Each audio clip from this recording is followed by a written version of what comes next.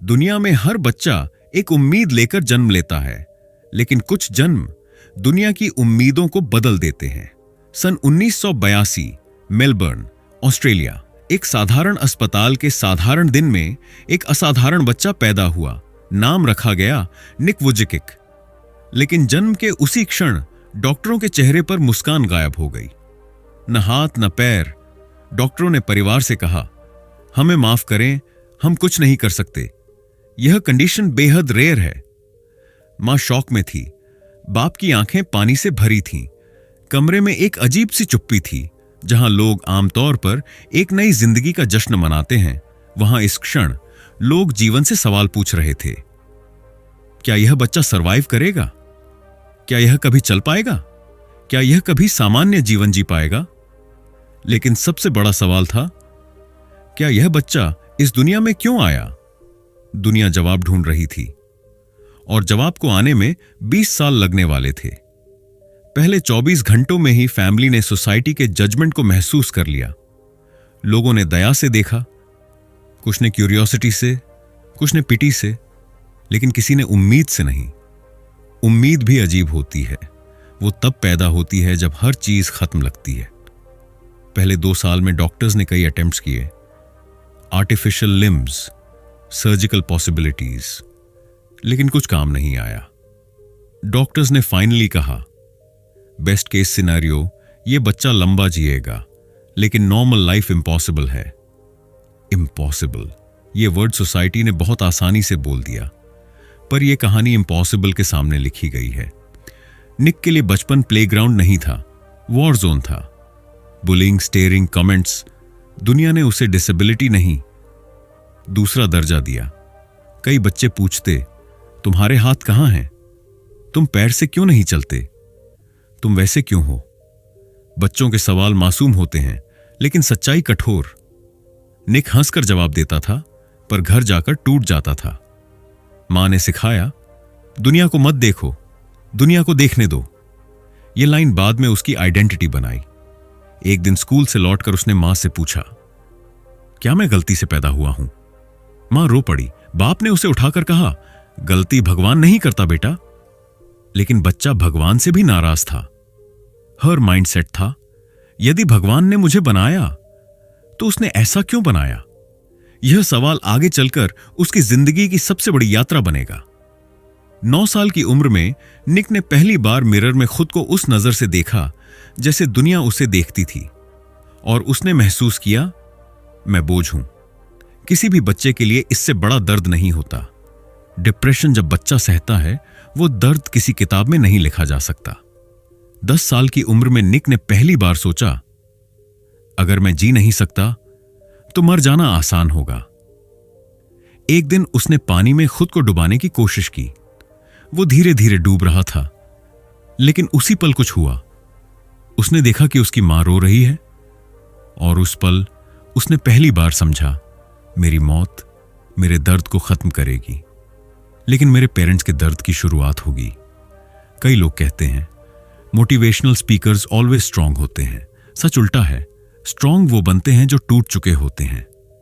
निक टूट चुका था। अब उसे 2 रास्ते दिखे, या तो जीवन से हार मान लो, या फिर जीवन को चुनौती दो। उसने दूसरा चुना। यहीं उसकी कहानी का असली जन्म हुआ। जीवन कभी अचानक नहीं बदलता, वो हमेशा छोटे छोटे पलों में बदलता है। छोटे छोटे डिसीजंस, छोटे छोटे स्टेप्स, छोटे छोटे विक्ट्रीज। निक का पहला विक्ट्री था स्वीकार करना कि मैं अलग हूं। यह आसान नहीं था। दुनिया हमारे अलग होने को सेलिब्रेट नहीं करती। दुनिया यूनिफॉर्मिटी को वर्शिप करती है। डिसेबिलिटी समाज के लिए कमजोरी है। लेकिन निक के लिए धीरे धीरे वही आइडेंटिटी स्ट्रेंथ बनी। उसके पेरेंट्स ने उसे कोई भी काम खुद करने के लिए पुश किया। खाना खुद खाना, ग्लास पकड़कर पानी पीना, पेन को कंधे से कंट्रोल करके लिखना, फोन चलाना, कंप्यूटर ऑपरेट करना, हर स्किल उसके लिए एवरेस्ट था। एक दिन उसके पिता ने कहा, लाइफ में कंट्रोल नहीं है कि तुम्हें क्या मिला, कंट्रोल है कि तुम उससे क्या बनाते हो। यही लाइन उसके सबकॉन्शियस में बस गई। स्कूल में एक लड़का अक्सर पूछता, तुम खुश कैसे रहते हो? निक ने मुस्कुराकर कहा, क्योंकि दुखी रहने से कुछ बदलता नहीं। उस दिन उसे पहली बार महसूस हुआ, मैं इन्फ्लुएंस कर सकता हूं। नो लिमिट्स माइंडसेट कोई मोटिवेशनल क्वोट नहीं है, यह सर्वाइवल साइकोलॉजी है। निक ने धीरे धीरे 3 चीजें समझ लीं। एक आइडेंटिटी, अपीयरेंस। दुनिया अपीयरेंस से जज करती है, लेकिन इंसान आइडेंटिटी से जीता है। हाथ पैर उसका अपीयरेंस थे, पर्पस उसकी आइडेंटिटी बनने लगी। 2 प्रॉब्लम बराबर आइडेंटिटी। डिसेबिलिटी उसके पास थी, वो डिसेबिलिटी नहीं था। यह फर्क बड़ा था, क्योंकि जब प्रॉब्लम आइडेंटिटी बन जाती है तो इंसान खुद को प्रॉब्लम समझने लगता है। 3 कंट्रोल कीज। कंप्लेनिंग। निक को अपने शरीर पर कंट्रोल नहीं था, लेकिन माइंडसेट पर था, और माइंडसेट ही उसकी पावर बन गया। एक इवेंट में किसी ने कहा, तुम मोटिवेशनल लगते हो। निक को नहीं पता था मोटिवेशनल स्पीकर क्या होता है, लेकिन उसे यह पता लगा कि आवाज में आग है, और आग लोगों को जलाती नहीं, जगाती है। अगला फेज एक एक्सीडेंट जैसा था, एक्सीडेंट ऑफ डिस्कवरी। 13 साल की उम्र में भाषण देने का पहला मौका मिला। ऑडियंस में सिर्फ 6 लोग थे। कमरा छोटा था, चेयर्स ज्यादा थीं, क्लैप्स नहीं थे। लेकिन वो दिन जीवन बदल गया। निक नर्वस था, शब्द अटक रहे थे, आवाज कांप रही थी, दिल दौड़ रहा था, लेकिन वो बोल रहा था, और यही सबसे बड़ा मिरेकल था। बोलते बोलते उसे एहसास हुआ, मैं लोगों के अंदर कुछ छू सकता हूं। स्पीच खत्म होने पर एक लड़की दौड़कर उसके पास आई और बोली, तुमने मेरी थिंकिंग बदल दी। मैं खुद को यूजलेस समझती थी, लेकिन अब नहीं। उस पल निक को समझ आया, मैं अलाइव हूं किसी रीजन से। उसका डिप्रेशन पर्पस में बदलने लगा, पेन मैसेज बनने लगा, और डिसेबिलिटी आइडेंटिटी नहीं, टूल बन गई। हाई स्कूल खत्म हुआ, अब दुनिया बड़ी थी, और सवाल भी, अब आगे क्या? सोसाइटी की एक्सपेक्टेशंस सिंपल थीं, डिसेबिलिटी को लिमिट मानो और सेफ रहो। लेकिन निक सेफ नहीं रहना चाहता था, वो मीनिंगफुल रहना चाहता था। उसने स्पीकिंग शुरू किया, छोटे इवेंट्स, छोटे ऑडियंसेस, कम पैसों में, कभी फ्री, कभी सिर्फ खाना। लेकिन एक चीज क्लियर थी, वर्ड्स उसका वेपन है। धीरे धीरे स्टोरीज फैलने लगी। लोग कहने लगे, there is a guy with no arms and no legs and he speaking about life. पहले क्यूरियोसिटी, फिर शॉक, फिर रिस्पेक्ट, फिर इंस्पिरेशन। निक ने महसूस किया, अगर दुनिया मेरी डिसेबिलिटी देख सकती है तो दुनिया मेरी पॉसिबिलिटी भी देख सकती है। ट्रैवल शुरू हुआ, Japan, Canada, Australia, America, India. Thousands became millions. Claps became tears. Laughs became realizations. हर स्पीच के बाद कुछ लोग रोते थे, कुछ गलने लगते थे, कुछ चुप खड़े रहते थे, लेकिन सबके अंदर कुछ बदलता था। किसी ने कहा, तुम मिरेकल हो। निक ने जवाब दिया, मिरेकल मैं नहीं। मिरेकल वो मोमेंट है जब तुम खुद में बिलीव करना सीखते हो। सक्सेस से ज्यादा डिफिकल्ट चीज है संबंध। निक को हमेशा लगता था, कौन मुझे प्यार करेगा, कौन मुझे चूज करेगा, कौन मेरे साथ फ्यूचर सोचेगा। डिसेबिलिटी सिर्फ फिजिकल नहीं होती, मेंटल भी होती है, सेल्फ वर्थ वाली। फिर उसने काने से मुलाकात की। वो सिर्फ उसकी डिसेबिलिटी नहीं देखती थी, उसकी डेप्थ देखती थी। लव ने निक को पूरा किया। लव ने उसे साबित किया, सत्य रिश्ते पिटी से नहीं, रिस्पेक्ट से शुरू होते हैं। शादी हुई, फिर बच्चे हुए। इमेजिन कीजिए, एक आदमी जिसके हाथ पैर नहीं हैं, वो अपने बेटे को शोल्डर से उठाकर किस करता है। ये पिक्चर दुनिया को शॉक नहीं, आवाज देती है। सीमाएं शरीर में होती हैं, इरादों में नहीं। अब निक सिर्फ मोटिवेशन नहीं था, वो मिरर था। मिरर जिसमें सोसाइटी खुद को देखती है। कैसे हम दूसरों को लेबल करते हैं, लिमिट लगाते हैं, पिटी देते हैं, लेकिन पॉसिबिलिटी नहीं। निक का मैसेज सिंपल है, डिसेबिलिटी केवल एक रूप है।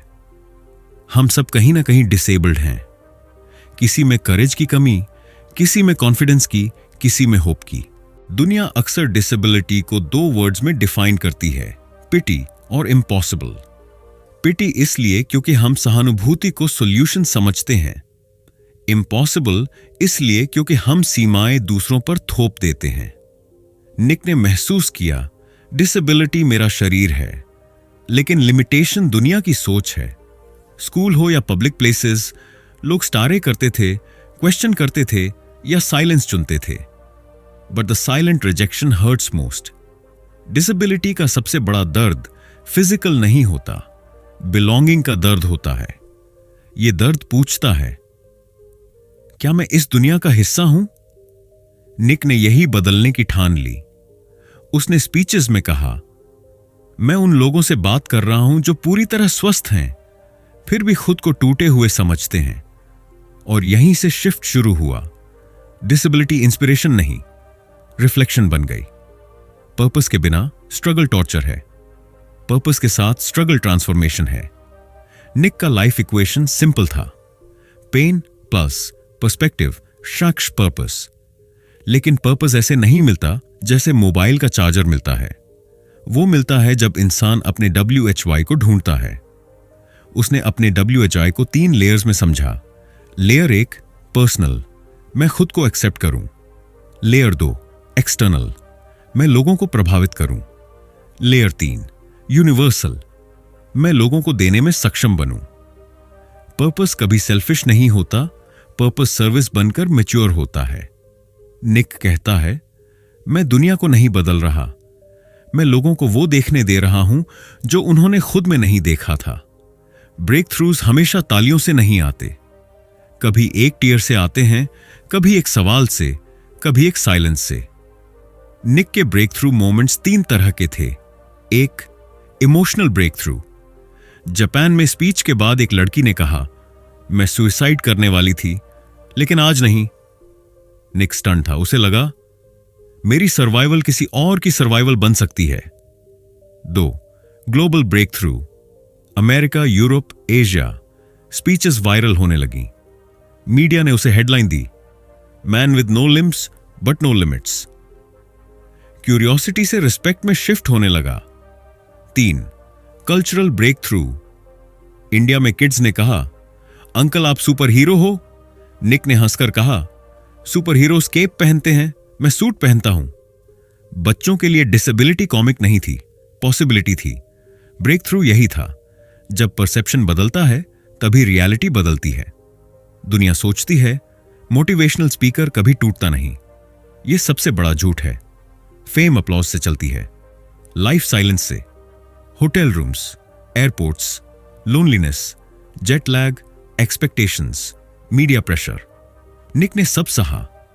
एक बार उसने कहा, लोग मुझे स्टेज पर स्ट्रांग देखते हैं, किसी ने मुझे एम्प्टी एयरपोर्ट में अकेले नहीं देखा। स्पीकर की आवाज लाउड होती है, लेकिन स्पीकर की रातें साइलेंट होती हैं। और इन्हीं रातों में आइडेंटिटी वर्स एक्सपेक्टेशन का युद्ध होता है। निक ने महसूस किया, स्ट्रांग होने का मतलब टूटना बंद करना नहीं है, मतलब है टूट कर भी चलना। लाइफ विदाउट लिम्स किसी मोटिवेशनल स्पीच का टाइटल नहीं था, वो स्पिरिचुअल रियलाइजेशन थी। निक ने फेथ को एस्केप नहीं बनाया, फेथ को लेंस बनाया। फेथ का मतलब था मेरी कहानी अनफिनिश्ड है।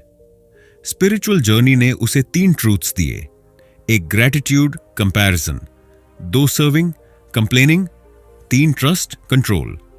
उसने कहा, मैं भगवान से पूछता था वाई मी, अब पूछता हूं वाई नॉट मी। ये लाइन डिसेबिलिटी को डेस्टिनी में बदल देती है। लेगेसी ट्रॉफीज में नहीं होती, टच लाइव्स में होती है। निक की लेगेसी सिंपल है, वो प्रूफ है कि ह्यूमन पोटेंशियल किसी शरीर में लिमिट नहीं होता। उसने लाखों लोगों को दिखाया, तुम्हारी कमी तुम्हारा कर्स नहीं, कभी कभी वही तुम्हारा कॉलिंग होता है। निक का अंतिम संदेश भारी नहीं, क्रिस्टल क्लियर है। एक्सक्यूजेस तो हर इंसान के पास हैं, लेकिन हिम्मत कुछ के पास होती है। जीवन वही है जो आप डिसाइड करते हो, या तो दुनिया बताएगी कि तुम कौन हो, या तुम दुनिया को बताओगे। अगर निक चाहता तो वो कह सकता था, जिंदगी मेरे साथ अनफेयर है, और कोई उसे ब्लेम नहीं करता, लेकिन उसने चूज किया, मैं हार नहीं मानूंगा। यही फर्क बनाता है साधारण इंसान और अजेय इंसान में।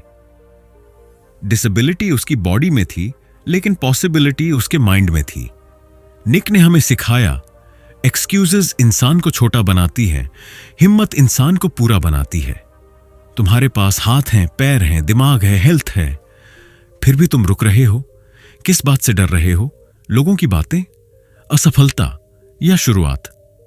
निक के पास कुछ नहीं था, लेकिन उसके पास फैसला था, और फैसला ही फ्यूचर बदल देता है। आज एक ही सवाल है, तुम्हारे अंदर निक जितना हौसला है या नहीं? अगर एक इंसान बिना हाथों के, बिना पैरों के जिंदगी को जीत सकता है, तो तुम्हें कौन रोक रहा है? दुनिया, हालात, किस्मत या खुद तुम?